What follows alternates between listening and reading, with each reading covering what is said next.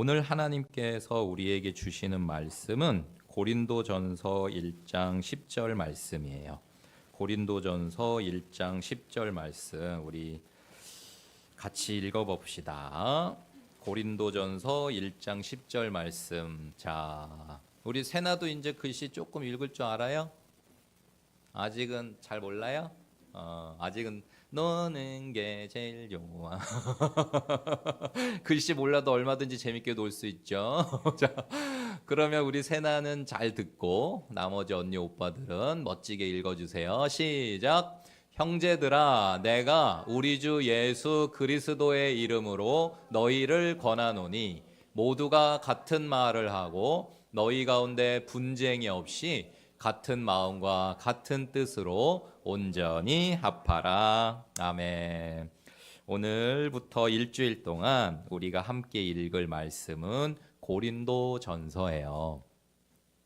고린도전서부터 시작되는 이제 서신서, 편지였기 때문에 서신서라는 이름이 붙은 성경들이 있는데, 이제 서신서를 함께 할 즈음 되니까 한 해가 많이 갔구나, 끝나가는구나, 그런 생각이 들어요. 우리가 창세기부터 시작해서 쉼 없이 1년 동안 쭉 성경 읽기를 진행해 왔는데, 이제 정말 서신서가 시작됐다는 것은 이제 곧 마지막이 온다는 얘기인데, 한 해가 정말 얼마 남지 않았는데 더 열심히 성경을 읽고 말씀 통독해가지고, 다들 알고 있죠? 기억하고 있죠? 연말에 성경 통독을 제일 많이 하신 분들 1등, 2등, 3등 상 줍니다. 그리고 1등, 2등, 3등 안에는 못 들었어도 열심히 읽으신 분들도 선물이 있어요. 그러니까 끝까지 포기하지 말고 잘들 읽어주시면 좋겠어요. 최소한 1년에 한 번은 읽는 도전을 우리 은혜로운 교회가 하고 있는데, 어른들만 하는 도전이 아닌 걸 알고 있죠? 몰랐나? 몰라서 안 읽었구나. 알았으면 읽었을 텐데, 그렇지? 어른들만 하는 도전이 아니에요. 우리 은혜로운 교회 모두가 말씀 통독에 도전을 하고 있는 거예요.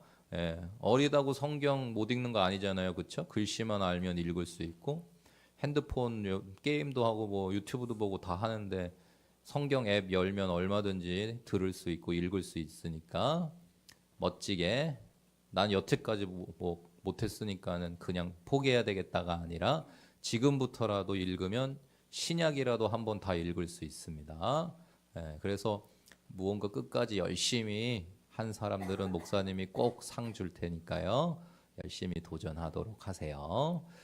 이번 한 주 동안에는 고린도전서를 읽는 거예요. 알았죠? 고린도전서란 성경 잘 찾아가지고 한 주 동안 읽어보도록 합시다.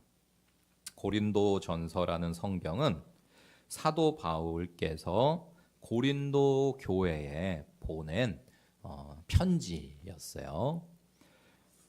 편지 최근에 받아본 적 있어요? 없어요?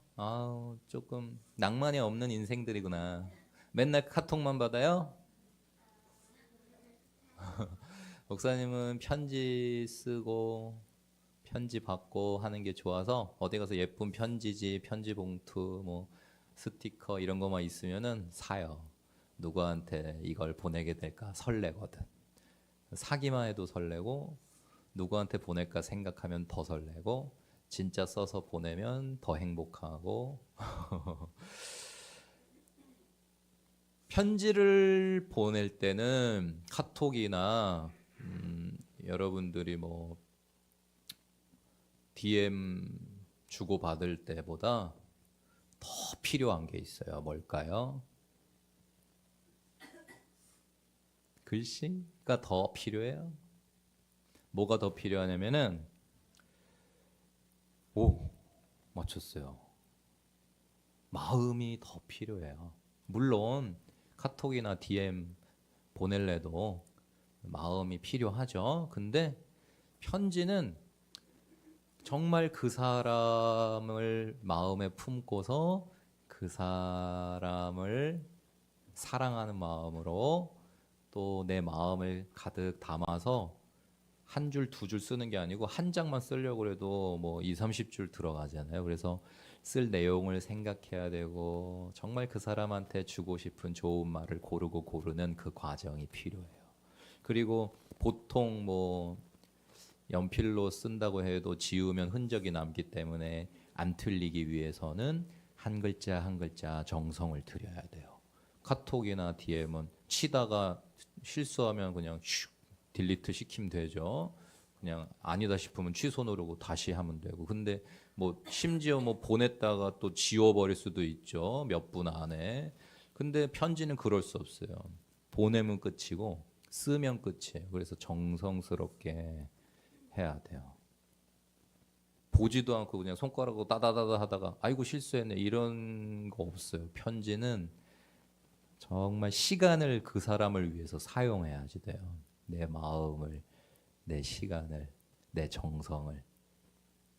그래서 누구한테 편지를 썼다면 일단 그 사람한테 정말 무언가 마음이 있어야 편지를 쓰는 거죠.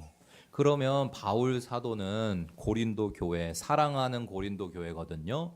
바울 사도님이 선교 여행을 가서 목숨을 걸고 핍박을 받으면서 1년 6개월 동안 복음을 전해서 믿는 분들이 나타나고 훈련시켜서 세운 바울 사도님한테는 생명과도 같고 자식과도 같은 고린도 교회예요. 그 교회의 편지를 왜 썼을까요? 편지를 쓸 때는 이유가 있겠죠. 물론 아무 이유 없이 그냥 그 사람을 사랑해서 그 사람 보고 싶어서 쓰는 편지도 있는데 보통은 편지를 쓰면 목적이 있을 거 아니에요. 이유가. 바울 사도는 고린도 교회에 편지를 왜 썼을까? 이제 특별히 고린도 전서. 전서가 있다는 얘기는 뭐도 있다는 얘기일까? 그렇죠. 후서도 있다. 전후 알죠? 우리 친구들? 전후. 한문 배우나? 앞전, 뒤후. 전서, 후서. 고린도 전서, 고린도 후서. 뭐가 먼저 쓴 편지라는 걸까요? 전서가 먼저 쓴 편지고 나중에 쓴 편지는 후서. 고린도 전서, 고린도 후서. 성경에는 그런 게 몇 개 있죠. 디모데 전서, 디모데 후서. 데살로니가 전서, 데살로니가 후서. 앞으로 이제 우리가 쭉 매주 보게 될 편지들인데, 서신들인데, 고린도 전서는 후서보다 먼저 쓴 편지니까 첫 번째 편지겠죠? 땡이에요. 깜짝 놀랐지? 아닙니다. 첫 번째 편지는 어떻게 분실됐는지 소실됐는지 누가 의도적으로 없앴는지 뭐 모르겠는데 성경으로 남아서 우리에게까지 오지를 못했어요. 고린도 전서를 읽어보면 알 수가 있어요. 그 앞선 편지가 있었어. 여러 루트로 직접 이런 문제가 있습니다라고 바울 사도한테 에베소에 계셨거든요. 에베소로 지금 고린도 교회 이런 문제가 있어요라고 편지를 가지고 온 사람도 있었고 어떤 사람들이 와가지고 지금 고린도 교회가 이런 상황입니다라고 전해준 소식들도 있었고 해가지고 바울 사도가 안 되겠다. 지금 고린도 교회를 위해서 내가 뭔가 해야 되겠구나. 그래서 편지를 써서 보내는데 첫 번째 편지는 안타깝지만 우리에게 주어져 있지 않아요. 첫 번째 거는 이제 지나가고 두 번째로 첫 번째 편지를 보냈는데 편지를 보낸 그 목적이 이루어졌으면은 편지를 또 보낼 필요가 없겠죠. 근데 바울 사도님이 우리한테는 첫 번째지만 원래는 두 번째인 고린도 전서를 보내야 됐다고 하는 거는 바울 사도가 첫 번째 편지를 보냈음에도 고린도 교회에 첫 번째 편지를 보냈던 그 상황이 해결이 됐다 안 됐다? 안 됐다. 그래서 전서를 보냈어. 후서도 있잖아. 전서만 보내가지고서도 또 교회 여러 가지 상황들이 다 해결이 돼가지고 후서를 보낼 필요가 없었으면 좋았을 텐데 그렇지가 못했어요. 그래서 또 고린도 후서라는 세 번째 편지도 보내야지 됐어요.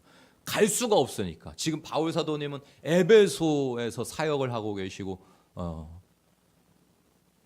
갈 수가 없는 상황이셔서 안타까운 마음으로 마음 같아서는 당장이라도 가가지고 직접 다 다스리고 치리하고 해결하고 싶지만은 그럴 수가 없어서 온 마음과 정성과 사랑과 또 훈계와 질책을 담아서 보낸 편지, 고린도전서와 고린도후서인데, 보통 고린도전서에는 이제 문제가 심각할 때 보낸 거니까 어떤 내용이 많이 있겠어요? 편지에 뭐 그냥 좋은 내용, 뭐 칭찬, 뭐 사랑한다는 내용, 뭐 이런 것만 많이 있으면 좋겠지만, 고린도전서는 여러 가지로 문제가 가득했던 고린도 교회에 보낸 편지이기 때문에 어떤 내용이 많을까요? 나쁜 건 아니고, 우리 친구들은 부모님한테 혼나면 나쁜 일인가요?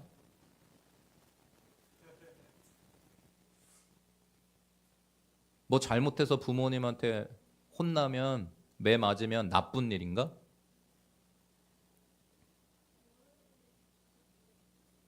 혼나본 적도 없어요?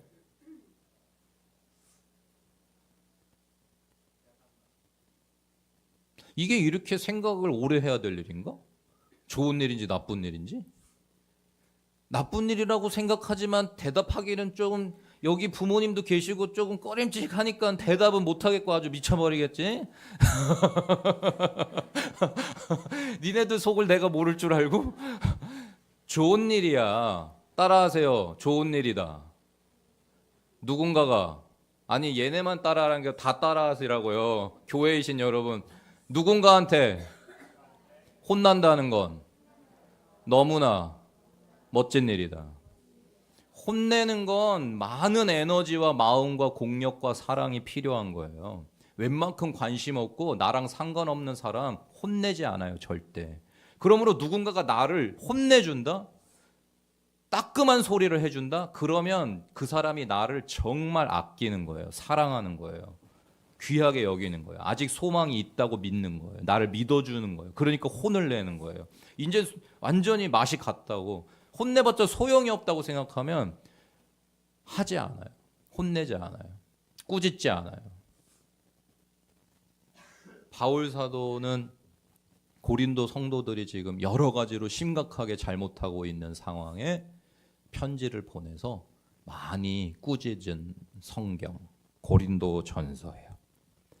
그리고 이제 좀 어느 정도 그 문제들이 해결되고 다른 문제들도 해결해야 되고 하기 때문에 이제 고린도 전서보다는 더 많은 위로와 격려를 담아서 보낸 성경, 고린도 후서예요. 그래서 고린도 전서는 조금 더 이제 꾸짖는 내용이 많고, 후서는 위로하고 권면하고 하는 내용이 많지만 바울 사도의 마음은 똑같아요. 꾸짖든지 칭찬을 하든지 바울 사도의 마음은, 고린도 교회를 향한 마음은 사랑이에요. 정말 복되기를 바라는 마음, 그 마음으로 때로는 꾸짖기도 하고 때로는 칭찬하기도 하는 거예요. 잘못하고 있는데 꾸짖지 않으면은 그건 가짜 압이라고 성경이 말하고 있어요. 분명 잘못된 선택을 하고 있는데, 분명 나쁜 길을 가고 있는데 그냥 가만둔다, 오냐오냐 하고 있다, 그거는 옆집 아저씨도 그렇게는 안 한다. 진짜 아빠면 그럴 리가 없는데 가짜 아빠면 가만 내버려 둘 거다. 그래서 우리 친구들이 부모님한테 혼나잖아요. 그러면 엄청 감사하세요. 부모님이 나를 아주 많이 사랑하고 있기 때문이에요. 그리고 정말로 복된 삶을 살아가기를 바라기에 엄청 힘과 에너지와 마음을 들여서 혼내기도 하시고 꾸짖기도 하시는 것입니다. 문제가 없으면 얼마나 좋아? 뭐든지 알아서 잘하면 혼날 일도 없을 거 아니겠어? 근데 어른이고 애고, 애들만 혼나는 게 아니에요. 어른들도 계속해서 잘못과 실수와 죄를 짓게요, 안 짓게요? 네, 우리 친구들이 지금은 부모님이, 뭐 어른들이 엄청 슈퍼맨 같아 보이고 실수도 안 하는 존재일 것 같고 죄도 안 짓는다고 생각할지 모르겠지만 그렇지 않아요. 모든 인간은 죄인이라는 게 성경의 가르침이에요. 그래서 목사님도 실수할 때 있고 잘못할 때 있고 죄질 때 있어요. 그러니 교회는 그런 한 사람 한 사람, 연약한 사람들이 모여 있으니까 문제가 있을까요, 없을까요? 문제가 당연히 있는 거예요. 그러니까 여러분들이 교회에 와가지고 어떤 모습을 보고 어떤 사람을 보고 교회가 왜 이래? 저 사람은 예수 믿는다는 사람이 왜 저래라고 할 필요가 전혀 없어요. 원래 그런 거예요. 인간은 모두 죄인인데 예수 믿고 구원받아서 모여있는 교회 안에 있는 사람들이라고 해도 연약하고 여전히 실수하고 예수님을 닮아가고는 있지만 완전하지 않기 때문에 죄도 짓는 존재이므로 원래 그런 거예요. 그러니까 교회라는 거는 2000년 전에 처음으로 생겨났을 때부터 지금까지 그리고 예수님 다시 오실 때까지 언제나 문제가 있을 거예요. 문제 많고 탈 많은 사람들이 모여 있거든. 다 제잘났다는 사람들, 다 자기부터 먼저 생각하는 이기적인 사람들이 모여 있어. 그러니까 때로는 다투기도 하고 때로는 여러 가지 상황과 문제가 생기는데 시끄러운데 그런 것들을 어떻게 해결해야 되느냐, 예수님의 제자면 어떻게 살아야 되겠느냐를 가르쳐주는 귀한 성경 고린도 전서예요. 교회로서 살아가시는 여러분, 교회로서 살아갈 여러분들에게 꼭 필요한 성경 말씀 고린도 전서부터 시작해서 이제 바울 사도, 베드로 사도, 요한 사도 이런 분들이 교회들을 위해서 사랑하는 교회 성도들에게 이렇게 사는 거예요. 교회로 사는 건 이런 거예요. 예수님 믿는 사람은 이런 모습인 거예요 라고 가르쳐준 너무나 귀하고 멋진 성경들이 바로 편지들, 서신서라고 하는 편지들인데 우리 친구들 꼭 이번 주부터라도 고린도 전서부터 해가지고 앞으로 쭉 나오는 성경들을 매주 잘 읽어서 멋진 교회로 예수님의 제자다운 모습으로 살아갈 줄로 믿고 축복합니다. 이번 주에 고린도전서를 꼭 읽는 거예요. 그러면 예수님 믿는 친구들은 어떻게 살아야 되는지, 예수님 믿는 청소년은 어떻게 사는 건지 다 나와요. 그렇게 살면 되겠어요. 교회의 모든 문제의 근원은 성도들의 영적 미성숙 때문이에요. 성숙되면 싸울 일이 없어져요. 점점 성숙해지면 이해하게 돼요. 품어주게 돼요. 용서할 수 있어요. 나부터 생각하기 때문에 내 연약함을 먼저 보게 되고 나도 실수할 수 있다는 걸 인정하기 때문에 성숙한 사람이 있는 곳에는 싸움이 나지 않아요. 그래서 예수님의 성숙한 제자가 한 명이라도 있는 곳에는 이상하고 놀라운 일이 일어나는데 싸워야 될 일인데도 싸움이 안 나. 평화가 만들어져요. 그래서 예수님이 샬롬의 왕이시라는 거를 선포하는 거예요. 예수님이 계신 어디나 평화의 땅이 돼요. 평화의 나라가 돼요. 예수님은 이 땅 가운데 샬롬을 주시려고 오신 평화의 왕이시거든. 근데 예수님의 제자인 사람이 가는 곳마다 싸움 난다? 시끄러워진다? 그건 이상한 거지. 뭐가 많이 이상한 거지. 그럴 수가 없는 거죠. 우리가 예수님을 정말 왕으로 삼았으면, 내 마음의 주인으로 삼았으면 평화의 왕이 함께 하시는 그 어디나 나를 통해서 평화가 이루어져야 되겠죠. 그래서 목사님은 늘 마음의 소원이 목사님이 아빠로 남편으로 있는 우리 가정이 행복한 평화로운 가정이 되기를, 목사님이 담임 목사로 있는 은혜로운 교회가 늘 행복하고 평화로운 그런 공동체이기를 바라고 기도하고 있어요. 그러려면은 늘 나를 성숙시켜야지 돼요. 예수님을 닮으려고 최선을 다해야 돼요. 그래서 목사님이 예수님을 닮으면 닮을수록 은혜로운 교회는 조용하고 평안하고 행복한 공동체로 성장해 갈 수가 있을 거예요. 근데 목사님 혼자 노력한다고 되는 게 아니에요. 왜냐하면 다 함께 모여 있고 모두가 역할이 있기 때문이죠. 목사님 혼자서 아무리 평화를 만들어 가려고 해도 여러분들이 계속 다투고 싸우고 미워하고 시기하고 질투하고 욕심내고 막 이러면은 은혜로운 교회는 가기 싫은 곳이 될 거예요. 그러면 무너져 버리게 되겠죠. 그러면 우리 모두가 함께 예수님을 닮아가는 것이 중요하겠죠. 목사님은 혼자 많이 닮는 거는 소용이 없어요. 물론 그것도 중요하지만 우리 모두가 함께 예수님을 날마다 조금씩 닮아가는 성숙이 있어야 멋진 교회가 될 수 있습니다. 고린도 교회는 정말 문제가 많은 곳이었어요. 그런데 점점 멋진 교회가 되었을까요? 점점 멋이 없는 나쁜 교회가 되었을까요? 멋진 교회가 됐을 것 같아요? 맞아요. 고린도 교회는 바울 사도의 사랑과 기도와 가르침과 또 성도님들의 헌신과 수고로 점점 멋진 교회가 되어져 갔어요.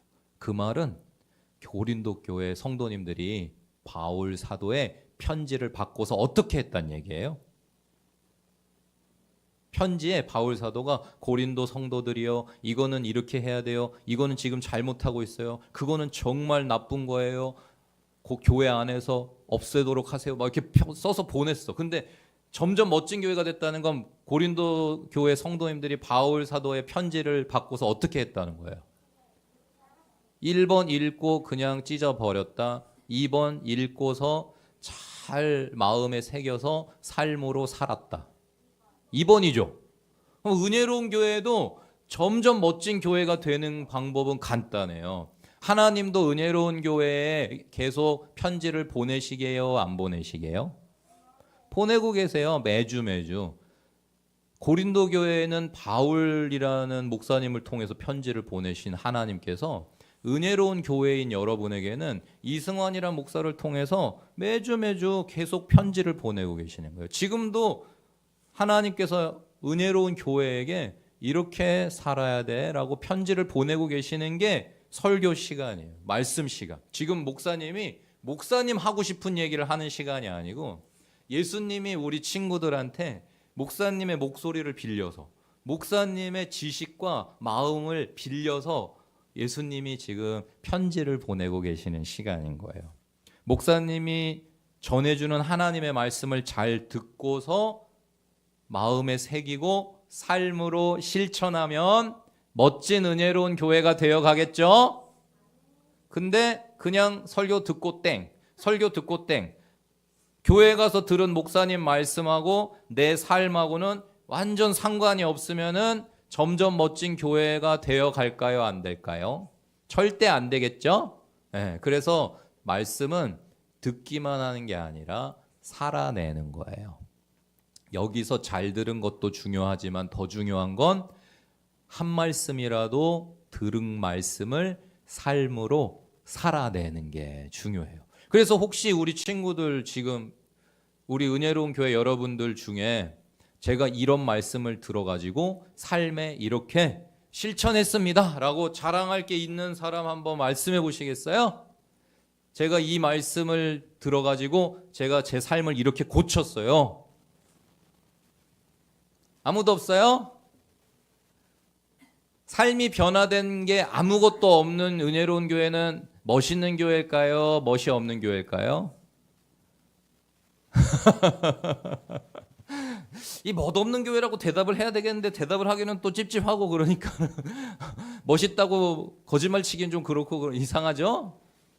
지금 빨리 엄마 아빠들 막 어른들이 손을 들고 얘기를 해야 되는데 말이에요. 하나님 말씀을 듣고 이렇게 변화됐다고, 이런 부분을 고쳤다고, 그런 모습들이 많이 있어야 되는데 말이죠. 은혜로운 교회에. 그래야 우리 친구들이 또 보고 배울 테니까요.